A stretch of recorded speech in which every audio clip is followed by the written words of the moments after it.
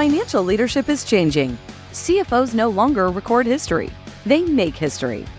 This podcast will help you become a better leader, strategic thinker, and digital visionary.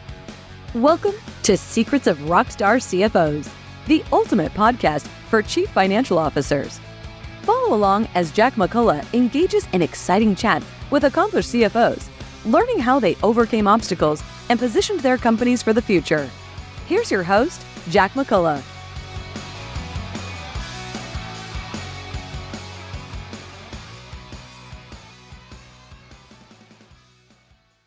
Hello, everyone, and welcome to the Secrets of Rockstar CFOs.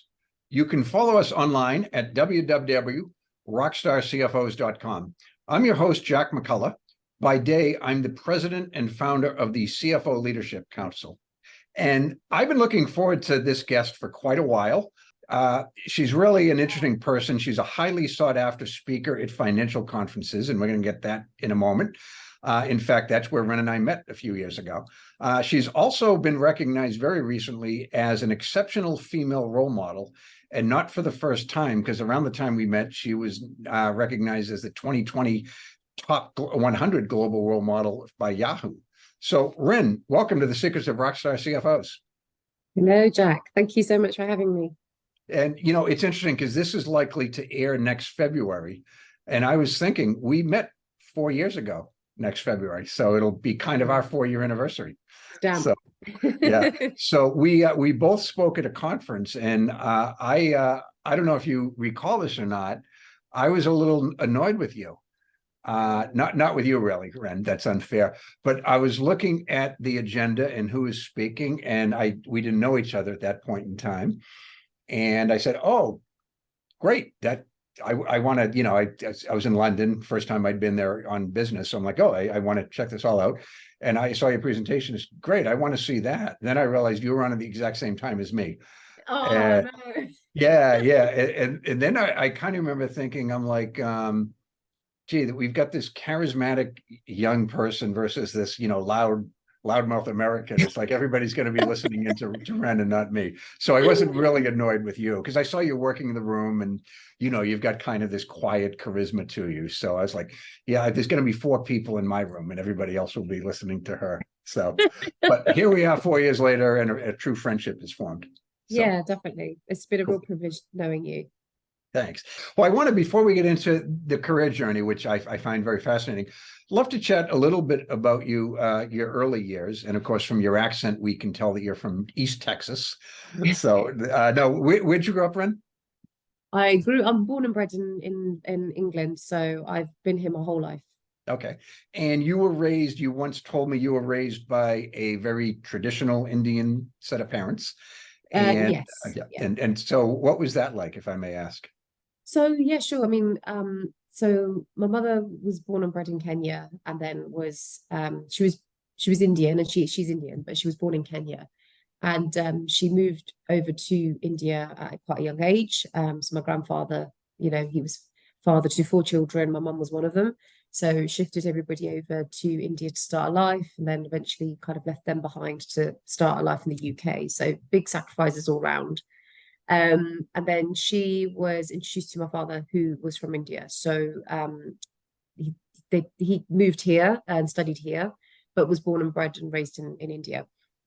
So he was more the traditional person, whereas my mum was slightly more the kind of more modern parent. But obviously, as you can imagine, when you get married, you kind of keep some of your background and some of your heritage, but you also then slowly, without realizing it, kind of become a little bit more like your partner as well, because you kind of, you know, you two become one sort of thing. But my dad was definitely the most traditional, and my father was the best, hands down. You know, everything he ever wanted for his kids was truly from the heart, and it was all about just making sure that his children had the best, could be the best. But at times, traditional parenting was such that being the best meant academics. It wasn't, oh, be the best at, you know, doing something that doesn't involve studying, or be the best at doing something completely different. It was all about, you know, if you didn't study, you weren't going to get the grades. If you don't get the grades and you don't go into college, or you don't go to, you know, all those types of things. And it's kind of like, you know, a lot of what he taught me, I've kept those principles like they're engraved in me, and I even apply those to my daughter today. But equally, when I look back, I think, you know, yeah, sometimes you kind of wish that things were slightly different. You could do a few more things outside of that wooden box. So it had its challenges, but on the whole, yeah, he was a great parent. Yeah, it's and you know, he pushed you. And I know you have a brother and a sister, I believe. That's correct. Yeah. Yeah. Yeah. And I know all three of you, you know, have achieved great things in your careers and in your lives as Yeah. well. So definitely a very positive influence with you. So I want to get into a little about your career. And, you know, one thing that I think is a little interesting about your background, and, you know, please do correct me if I'm wrong. No reason to be polite. But I know you've worked in a lot of industries that are pretty dissimilar. You worked in pharma, the airline industry. I think you worked for the hospitality industry, maybe a hotel, and now you're in, I guess, fintech would be the good appropriation. So it's interesting that you've jumped industries, and you know, how has that evolved? Like, was there a master plan to learn a bunch of different industries, or? It was a little bit of that, but more reason for me doing that was because I was just not content. I was just not happy in what I was doing. Like, I was happy in the job, but I wasn't happy. Like, there was something deep down inside me that was just feeling deeply unfulfilled, and I didn't quite work out what that was. So I always knew that I was a finance person, like I was good with numbers, business strategy, but I wasn't ever like one of those typical accountants who would just be doing all the stuff in the back office and then don't talk to the business, don't do anything else. And it's only now in the last few years that finance business partnering has really catapulted and come out of its shell, and people realize and understand the value of not just having an accountant, but having someone that understands numbers and can present them to the business and make decisions with them. Back then, that was virtually unheard of. And I was one of the very few that wanted to take finance to the next level. So I was on a mission to find a job that would allow me to do that. But every time I got a job, it was like, yes, you know, in the interview, they dress it up for you. Yes, you will be talking to this person and you'll be doing this. But then when you go into the job, you're kind of stuck doing the reporting, stuck doing the numbers. And you just think, I want to go and speak to that person, but my boss is doing it and I can't do it. Or I want to go and speak to that person, but I can't. And I just felt very, very restricted. And it was only until when I went into hospitality, that's when I really was given the independence to go out and do more business partnering stuff. And each job I, you know, got after that, it just got better and better and better. And then I really found my comfort zone and really found my like spark that now I'm actually not just doing finances, but I'm actually walking around entering meetings with a bunch of people that don't do anything to do with finance. And now I'm really finding my mojo. So that was kind of how it evolved.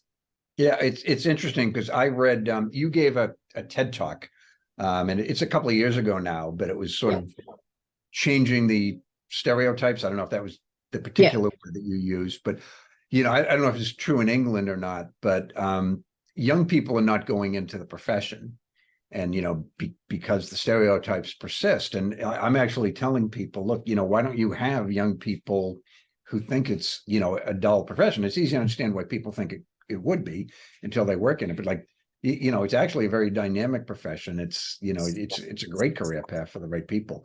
So I think if people watch that, you know, young people in particular, they might be inspired to pursue the profession a little bit more. So, but cool. I know growing up, most CFOs that I spoke to had a lot of either mentors or role models along the way. Do you have any that played a significant part in your own development? I would say, yeah. I mean, I kind of seek out mentors silently, and I'll explain what I mean by that. So I never really, on paper, would go out of my way and say, I would like you to be my mentor. It was more a case of I loved speaking to people and learning things from new people. I mean, I can learn something from, you know, a Starbucks, you know, staff who's serving me coffee. Like, they might share something so compelling that I've thought, wow, you know, that's so inspiring. If they can do it, I can do it, sort of thing. So people, for me, inspire me daily from all walks of life, from sort of senior to less senior, whatever. Like, if you've got something worth sharing and you're saying something valuable and I hear it, I'm going to take that on board.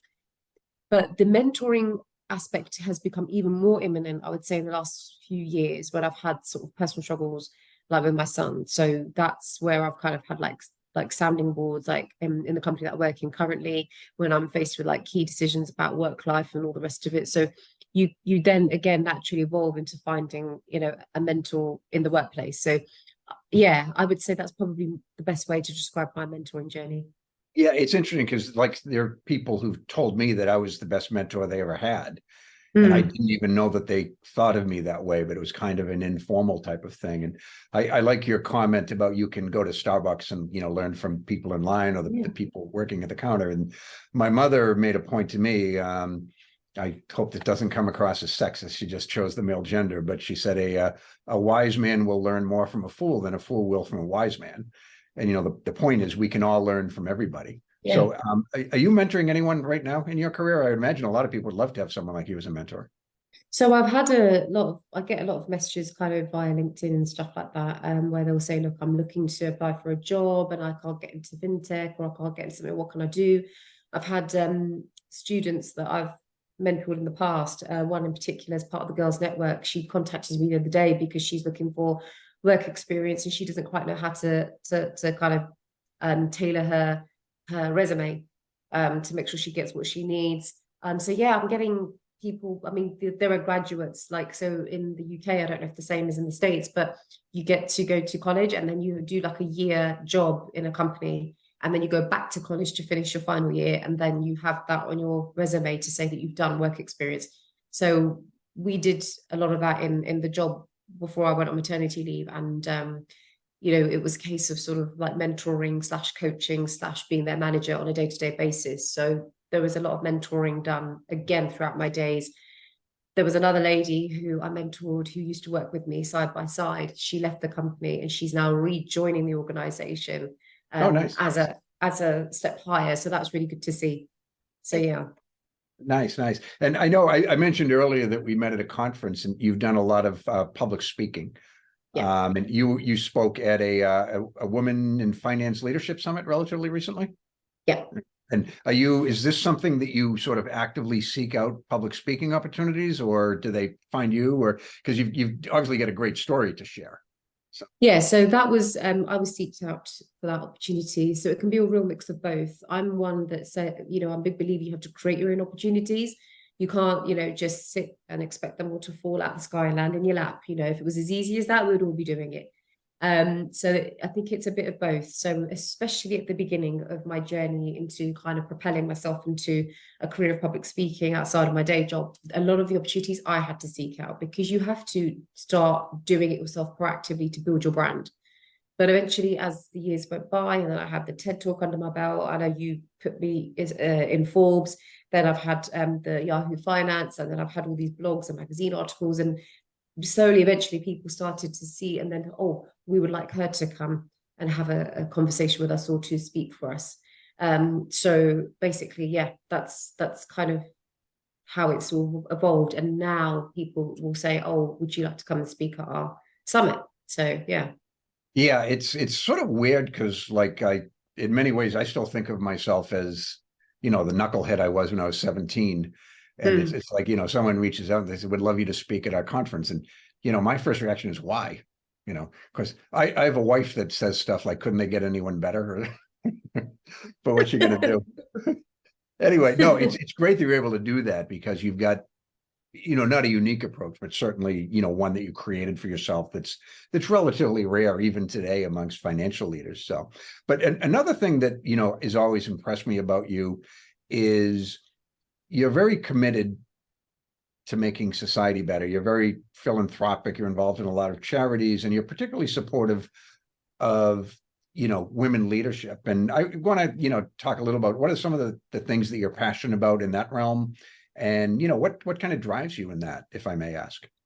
So I always like to just be honest and be real about who I am, you know, and I think sometimes as human beings, we like to be real and we can be real, but then when we're faced with a difficult scenario, we sometimes can, more often than not, forget that authentic side of us and try to say things that might be not necessarily 100% true about who you really are, just so that you can get past that challenging situation or just so you can fit into something. So a really great example of this was when I was pregnant with my second child. I was on the cusp of being promoted to FD, so financial director. And I was pregnant, and I was quite heavily pregnant. So I was only going to be in the business for a further few months after that before going on maternity leave. So I'm at a crossroad and I'm thinking, what do I do? Do I tell my boss that I'm pregnant? Or do I just not say anything because technicalities dictate that legally there's no issue with you being pregnant. You get a promotion, you can tell him after and it's fine. But then when I tap into like my true self and think, well, what would Ren do? Ren at work, according to the legal guidelines, doesn't have to tell him, but take the legal guidelines away. Look at the professionalism. Look at the fact that your relationship with your new future boss has to get off to a good start. If you don't tell him this, he closes the hiring process, and then you say, right, I'm going again in 90 days. That's not really something I'm comfortable doing. And that's what it was. It was about having the uncomfortable conversation to feel comfortable again, rather than feeling uncomfortable in order to try and feel comfortable for a short period of time. So I decided to have the conversation with him. Good for you. To say to him that, look, thank you for considering promoting me, but there's something that you need to know. And I am pregnant and I will be leaving the business in 3 months to go on maternity leave. And the support that I got was incredible. He said, you didn't need to tell me that. That doesn't affect anything, because I'm hiring you because I think you're right for the job, not because you're pregnant. And the promotion was mine. He gave it to me with open arms. And I think he was very, very appreciative of the honesty. And actually, in hindsight, looking back at that, it was the best decision I've made. The most challenging situation, but that short phase of being uncomfortable and having that dreaded conversation just led me to a big sigh of relief, and our relationship got off to the best start. Yeah, I mean, talk about a way to build trust, right? Both ways, right? Because you sort of had to trust him that, he would, react as he did. And you've actually mentioned that story to me before. And, everybody should have a boss like him. I think that, hey, there's a bigger picture here. It's not about the next 3 months, and family matters. And every company says that, and every manager says it, but this is a company and an individual who, truly believe in that. So good for him. And good for you for doing that, because you're right. There's, a lot of people that would just comply with the law and nothing more. And, I don't fault them, I mean. Each to their own. Like, if you feel comfortable doing that, then that's your gut instinct saying that's the right decision for you. But for me, I didn't feel right. I felt bad. I felt guilty. I felt like, oh my God, I can't do this to him. Like, he's giving me a promotion and he's about to change my whole life. He's got a hand in my career, and he's about to make my career dream come true. How can I do that to him, sort of thing? So that's my Ren authenticity box coming in. That's what I wanted to do, and that's what felt right for me.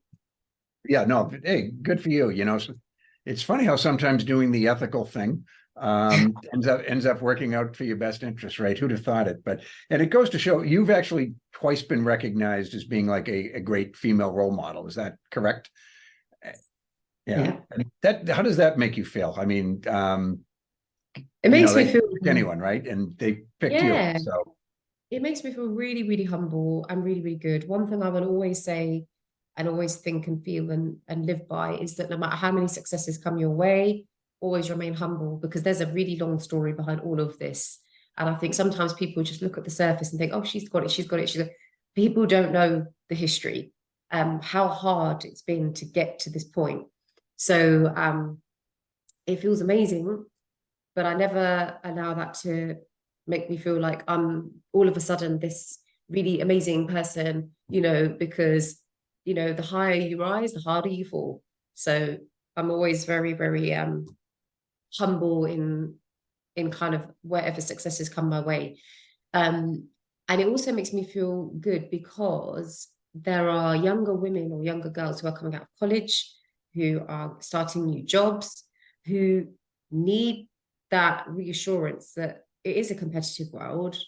It is, it's not easy, But there are people that still do it. And for me, it's, from different perspectives. You can get a girl who's, a woman of color who might look up to me and say, well, there's a woman of color who's made it. There's somebody from, a very strict Asian background like I was, who can look up to me and say, well, actually, she still managed to come out of her shell and be who she wanted to be. So there's lots and lots of different cuts, and lots of different perspectives. So it's good to be put in those categories so that I can then allow for younger generations to look up and say, actually, I want to do that. Yeah, it's interesting. And I totally understand why you mentioned, being a female, a role model to females, but where I think you're selling yourself short is I think you're a role model to everybody, certainly any working parent, mother or father, there's something to be learned from your own experiences with that. So, and I hope that I don't have daughters, but, I hope my nieces and the young professionals that I work with, look to me in some ways to be, a bit of a role model that, I make my mistakes and whatnot, but I learn and keep doing my best. And I hope people can take something away from that from time to time. Yeah. So, well, I'd like to chat. You mentioned your son, and I know you have a story to tell about some challenges that you and your husband faced being a parent. So your son, I'm sorry, I forgot your son's name. Krish. Krish. And he was born in January of 2022. Yeah, shortly after my promotion, yeah. Yeah. So I'd like to, give you the opportunity to chat about that a little bit, share the story that you shared with me and, what some of the challenges were. Yeah, so shortly after he was born at 5 weeks, he had a really scary turn of events. His life was basically at stake. Suddenly started breathing funny, pale skin, blue lips, like just wasn't getting any oxygen. It was just in the nick of time that we managed to get him to a hospital. And they tried to stabilize him, didn't know what caused it, but they felt that it was a problem with the heart or something was going on with his lungs, like one of the two, but it was really serious. So much so that he nearly passed away, sort of at that moment when they tried to stabilize him. And then they actually had to send out a specialist team to come and spend 3 hours trying to stabilize him before transferring him to a specialist hospital. And in transit in the ambulance, he almost passed away again. And then again, when he got to the intensive care unit, where he would remain as an inpatient for 2.5 months. There was no hard evidence as to what had caused it, but there was COVID in his blood, which presented in the form of antibodies. And for someone who's only had 5 weeks of life, you've already produced antibodies, from a virus. So you must have had it at some point in your 5 weeks. And the same night that he got taken in, my daughter actually tested positive for COVID. So there's a bit of a red flag around as to what may have pushed him over the edge. He came home after 2.5 months, not cured, but was on a bunch of medicines. And it was really, really difficult because a lot of the meds were kind of playing with him a little bit in terms of making him sick all the time. And then we ran into a food issue, then we ran into a weight issue, then, all these multiple problems, and then obviously losing sleep with all the stress. And then I was supposed to go back to work on multiple occasions, but each time I wanted to, something kept on happening. So I was supposed to go back in October 2022 after 9 months, which is like the average leave you get, or most women take in the UK for maternity. And because his health hadn't improved, I actually pushed it back and said, well, actually, I'm going to go with Jan 2023.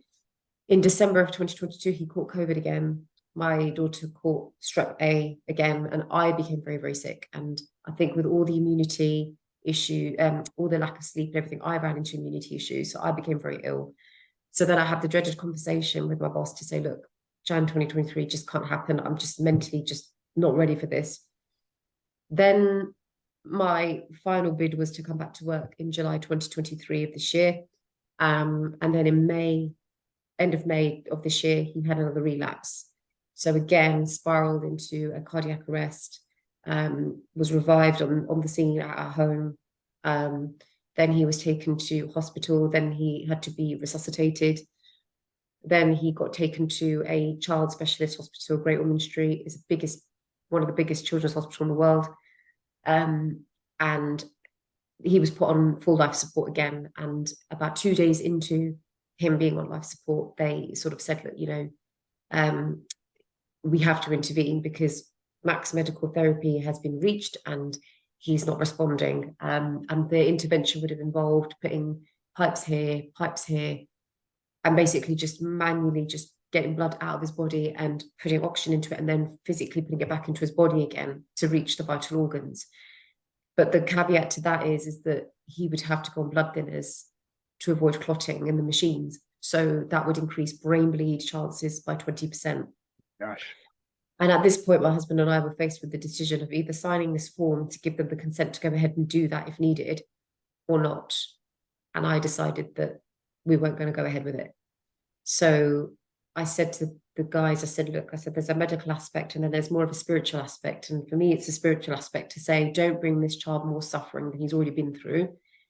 Of course, as a mother who gave him life, I want him to live more than anything, but not at the cost of a stroke, not at the cost of going into the hospital with 2 problems and coming out with a multiple of 5, for the sake of me wanting to keep him alive. Like, that's a selfish thing for me. I just can't imagine you and your husband making that decision. It was tough. It was brutal. To say that you're gonna, in a way, allow your child to die is you almost feel like, oh my gosh, like, am I making the right decision?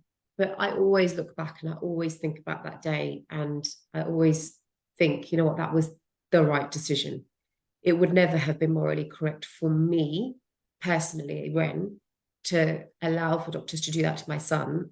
Yes, they're trying to save him, which is so commendable, but at the risk of those other things that can potentially change the quality of his life, affect the quality of my daughter's life, who will be the one taking care of him when me and my husband go from this world. So all of these things you have to think about, which don't involve you and your emotion. You almost have to detach your emotion from the situation, think with your head, and think what is best, not for us, but what's best for him. Right. Yeah, I mean, I have 2 special needs kids myself, and they haven't dealt with any of the things that your son has dealt with. But, just taking emotion away from your child and, being able to do that. I mean, God bless you for being able to. And one thing I think when he had issues, you were like at a family party or something. And is your sister-in-law a doctor? Am I recalling that correctly? Or no, my brother. So my brother okay. flew from Australia. Okay. With his fiance, and we were celebrating his engagement in my back garden on the day it went wrong. So I had 45 people in my garden, and it's 2 hours into the event, we were upstairs in the bedroom just trying to save this kid. It was pretty bad. Yeah, thank God your brother was there. So but what are the odds, right? So exactly, especially when he's come so far away of all the days. But the silver lining is that after a month, he fought his way out. He did a 360. He didn't need intervention. He fought it himself, and came off all life support. And he's now back at home, and he's doing so much better. He's on a pump, a wire that goes in his chest, and it's connected to a pump, and that infuses medication 24/7. So the stress of the parent never ends, but the quality of his life has increased massively. So right. He's happy, and so are we. We live in a time, just medical technology is just absolutely amazing. 20 years earlier, it probably wouldn't have been possible. Yeah. But I want to talk about your you don't get through this, no matter how smart, strong, tough you think you are, without a good support system, personally and professionally. Yes. And can you talk a little about that? How, you and your husband, I'm sure you were brought closer to it. And, talk about that if you would, please. Yeah, so the support function has been amazing. I would never, ever be able to sit here blue in the face and say, oh, I did this all on my own. I think there is no way in hell I would have been able to do this on my own. So my husband's been great. Obviously, he's been through it with me. So he knows better than anyone what we've had to face. And, it's just nice to know that I've got someone to help me when I need it, and who understands it as well as I do. Obviously, I'm my son's primary carer before I went back to work a few weeks ago, and probably would always will be as the mother. So I would always know that a little bit more than him. But he was present at all the training that we had to do at the hospital and everything. So it was just nice to have that sort of mate, sort of, there to kind of cheer you on and vice versa. I mean, my husband and I have known each other for over 20 years. So there is a friendship element there as well as a marital element. So it was just nice to know that the friend that I was friends with at school is kind of on this journey with me and I'm not on my own. So that would be the first person to address. My mother, my mother-in-law, my father-in-law, and my dad obviously passed away many years ago, but it's just the family, my aunties, my uncles, my cousins, my sister, the whole family have all just rallied together, sister-in-laws, brother-in-laws, to help in the ways that they can help best. Some are really good at cooking. They could cook the food and drop the food so I don't have to cook. Some are great at babysitting. They'll take my daughter for the weekend. Some are great at just listening. Some are great at doing the shopping. So whoever was there to help was able to help in a way that they were the most helpful. And it helped us massively. So couldn't be more appreciated. Phenomenal. The way The same boss is still there, right?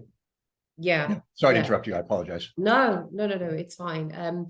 They've been absolutely incredible. I mean, they've kept my job, all honest conversations from both sides. And I sometimes look back at my decision when I told my manager that I was pregnant. And I always think if I didn't do that, would it have been the case? Probably. But there's always that extra little bit that people will always go the extra mile for you if they feel respected and valued. And I would like to hope that I made them feel that way.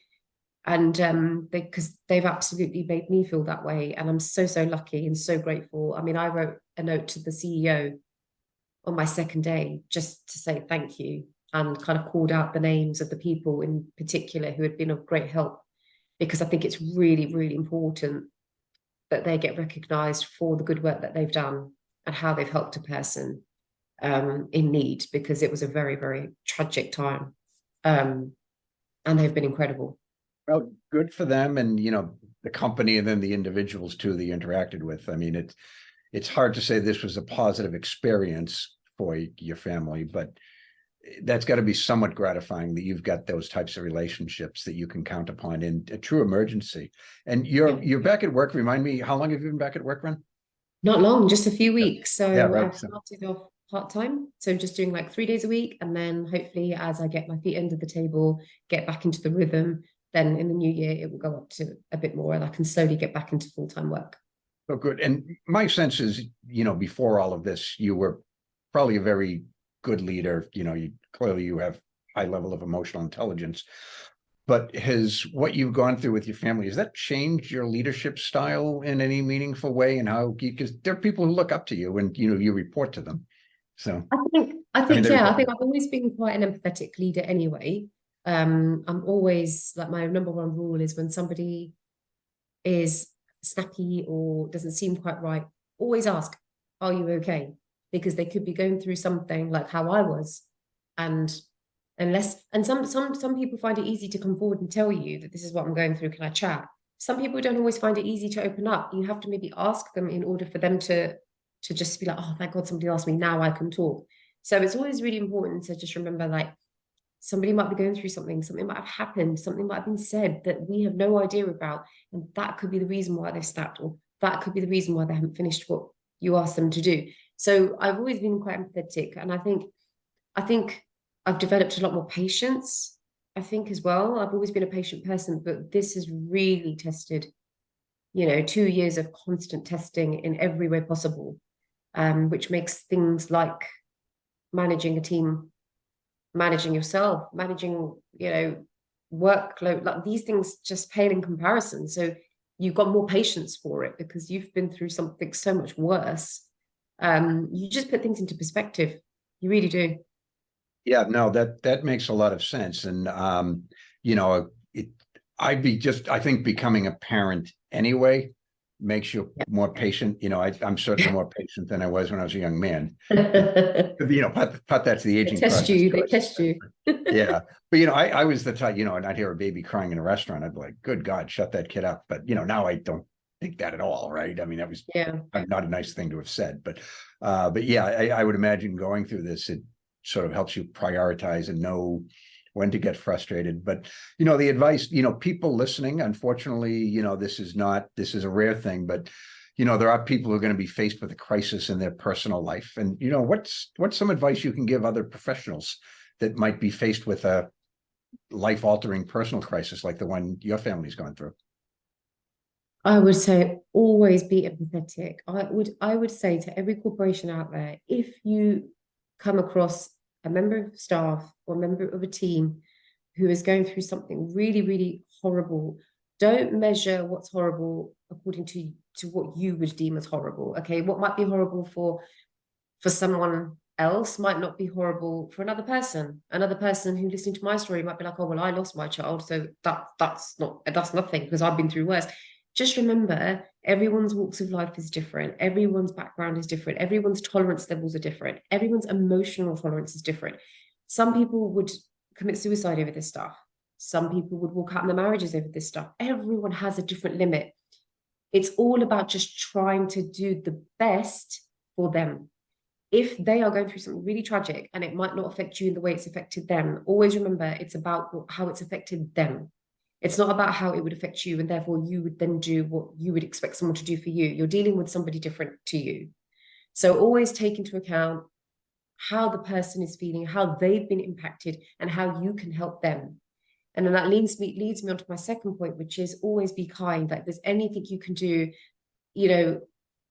financially to support them, extending out that pay, or, or giving them extra holidays, or, giving them therapy, or I don't know, whatever that help might look like.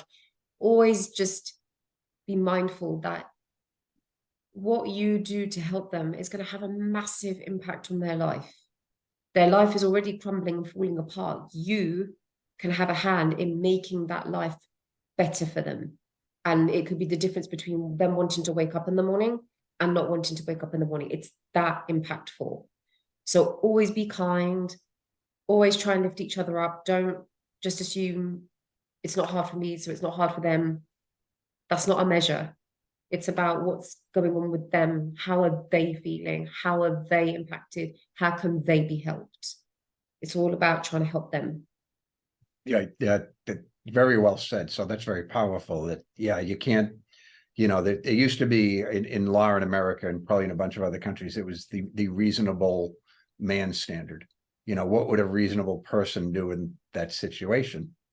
And, maybe that's fine for 70% of people. But what about the other 30, right? That aren't gonna, that we're all unique individuals. You just because most people would react a certain way doesn't mean that that's always the approach that we have to take for everybody. So it's great that you thought that. And I'm curious, I think you're an interesting one, because from our prior conversations, I think you've always had a pretty good, you've always been at least always thinking about work-life balance. It's always been important to you since I've known you anyway. And yet at the same time, you're a high flyer, right? You've accomplished a lot in your career. And, you can't do that if you're looking at the clock and checking out every day at 5 o'clock and that type of thing. But has this changed your perspective on work-life balance? And, if it has, how does that change you at work? Because it's one thing to say, yeah, it's changed us, but are there tangible things that in your leadership style and your own work habits that are changing as a result of this? So I'm quite lucky. I think company culture and the manager that you work for have a huge role to play. If somebody believes in work-life balance and they want to promote that and live by that rule, it's very difficult to do that if you're in an environment where your manager won't promote it and allow it, or you're in a company that doesn't have a culture that promotes it. I'm very fortunate to be part of a company that has a culture that's centered on decency. I have a boss that has kids, understands that if a kid has a nativity play, you've got to get to, or, parent-child school evening that you've got to get to, or, you've got kids that are hungry and pulling you by the leg while you're on a conference call saying they want their dinner. Like, I think working for people that understand what that's like has a very big hand in allowing you to have a work-life balance. Having said that, you've got to be open enough and honest enough to ask and agree a way forward that will allow you to have a type of work-life balance.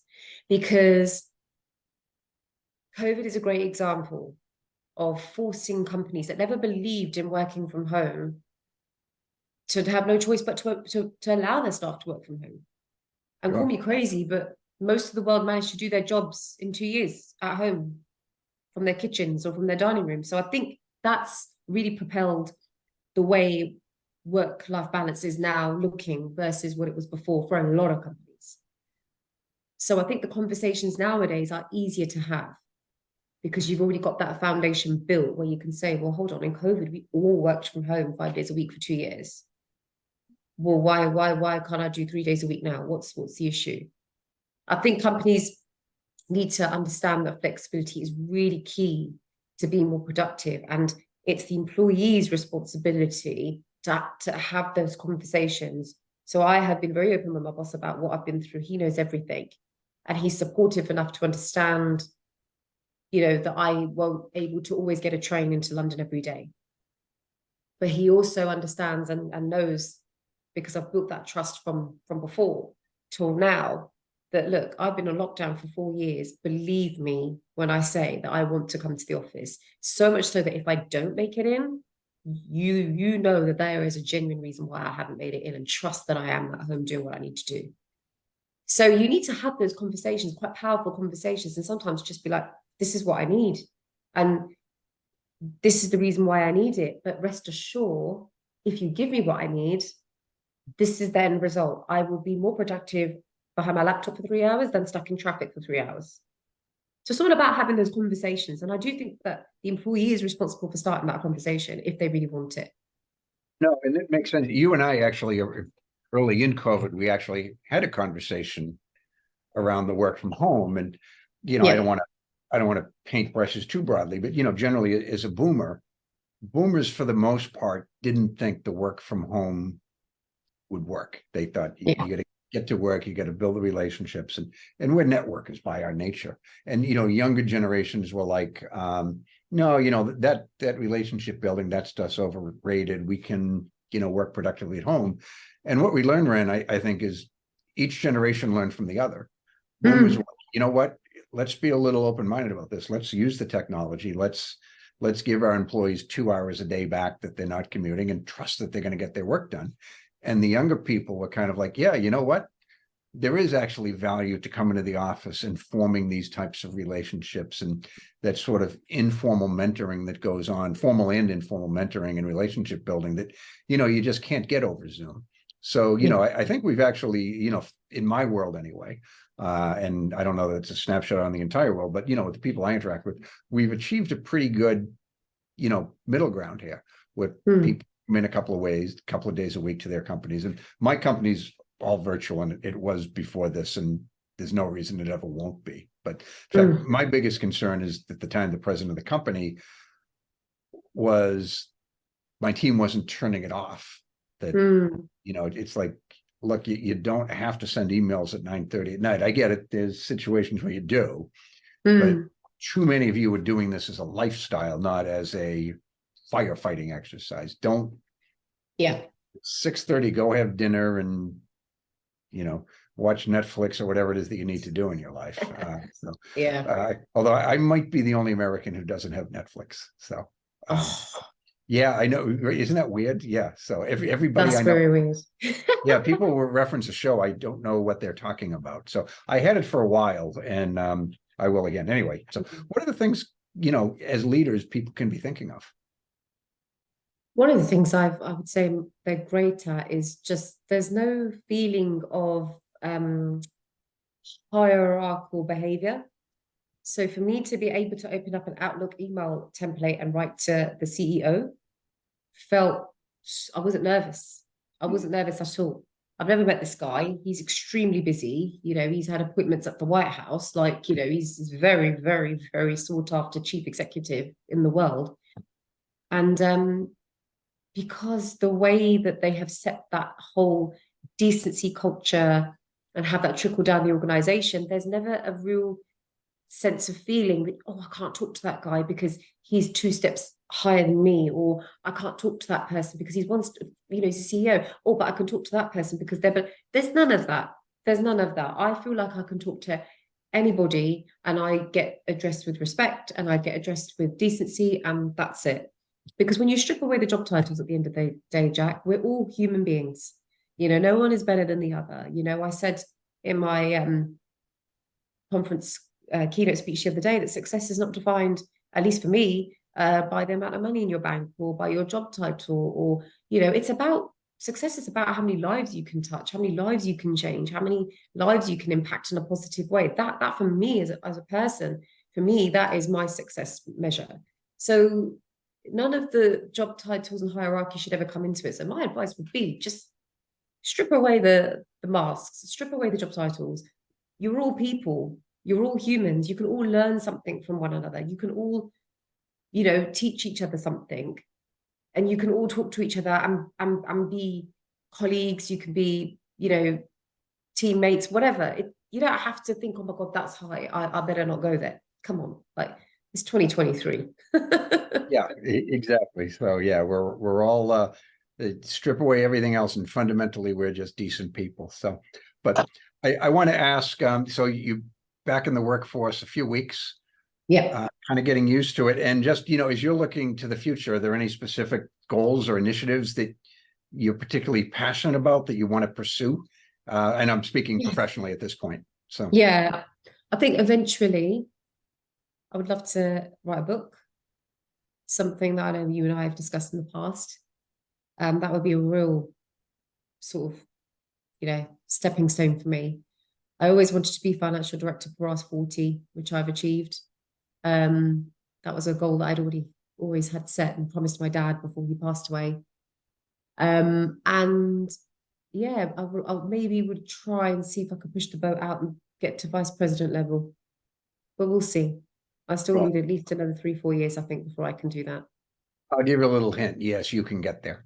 So it's Thank you, what's the Jack. saying? It's not a prediction, it's a spoiler. It's just finding the opportunity and the timing's right, but zero doubt in my mind that you will achieve that if that's your goal. No doubt at all. So cool. Thank you, Jack. Well, anyway, so Ren, I like to conclude this podcast with if you can give some advice for the next generation of financial leaders, things that they should be thinking about as they start their career, and it can be anything. It can be technology or whatever. And, I'm sorry if I chuckle, and I don't mean this in a patronizing way, but, just at your age, like the next generation of financial leaders, I think you're the next generation of financial leaders, but, there's always one younger. And what I'm chuckling about, my niece, Sophia, she's apparently some genius. She's like 16, and Wow. she's mentoring. She's like a robotics genius. She's like designing all these robots, and like really important people are looking at her, and she's mentoring young girls to get them more excited about opportunities in science. So I'm chatting about it. She says, yeah, it's really rewarding to help the next generation. You're 16. What I was working at Burger King when I was 16. What do you mean mentoring the next generation? Where's that coming from? But that said, we'll probably have to cut that out too. But what's your advice for sort of the up and coming generation of financial leaders? And, maybe because you're so passionate about what you do, why they should enter the profession at all and stick with it? Sure. I would say the first piece of advice I would say is, first of all, don't pressurize yourself into thinking that success is a one-shoe-fits-all definition. What I mean by that is, for me, when I was growing up, I thought success was academics, exams, grades, all that sort of stuff, because that's what I was taught when I was growing up. Whilst academics are important, what I've also come to realize in my, 40-odd years of living is that I finally found my success point about a couple of years after my dad passed, and it was never anything to do with academics. Success is something that comes from discovering what you are most passionate about. and not allowing the pressures of other people's thinking and thought processes to cloud what success looks like for you. So to any of the younger generations that are listening, find what your passion is and stick with it. If you get a sudden light bulb moment or that warm, fuzzy feeling inside that, oh my God, this is what I'm really good at. This is what, is good for me. This is what I'm going to thrive in. Stick with it, because that's your passion and that's what you're going to do really well in. And to enter finance, to enter a world of finance, everybody just needs to remember to let go of the stereotype of finance, which is that we just do numbers and nothing more. Finance is a massive field of partnership, strategy, business partnering, presenting, communicating. It can be whatever you want it to be. You just have to be the mastermind and drive it to that point. So whatever you want your role to look like and you want to make it your own, you're totally in control of that. So don't be put off by going into finance or going into that sort of field because you think, well, there's only one way and that's numbers. It's a heck of a lot more than that. So if your passion is, I love talking to people, you can make a financial role for yourself and still involve it talking to people. So the two will go hand in hand. So what are you passionate about? What are you really good at? And then carve out your finance path to almost be in the same frequency as that desire or that passion that you have. Because that's what I did. And always remember that no matter what you're doing in your day job, always do something outside of that to stand out from the crowd. And that could be something what I've been doing, which is keynote speaking or mentoring, or it could be something completely different, like whatever your desire is, whatever your hobbies are, keep those things going outside of your day job, because it really does shape you as a person and it affects how you perform at work. It affects how you perform in the financial sector or, whatever company you're working for. Your confidence will skyrocket. You'll do more great things. You'll be able to wow and impress and really showcase what you can do in your company. So definitely keep doing all the things you love outside of work and allow them to shape your career path in the company that you work for. I think that's fantastic advice, and you've definitely figured it out, my friend. So cool. Ren, thank you so much for being on with us today. Her name is Ren. It's spelled Ranu Sharma. I highly encourage you to follow her on social media. We'll put her LinkedIn profile on the page after this broadcast, in which again you can visit us at rockstarcfos.com. So Ren, thanks so much. I think this was a wonderful interview and always great to see you. Thank you so much, Jack. Appreciate it as always. Thank you. Thank you for listening to this episode. To continue your exploration of this role that focuses on strategy, leadership, finance, and technology, listen to more episodes of the show at rockstarcfos.com. Join this revolution, episode by episode. Push yourself to achieve great things and unlock the best opportunities available to you. CFOs are creating a legacy, and it's time for you to leave your own unique imprint on the world today. That's all for now. See you on the next one.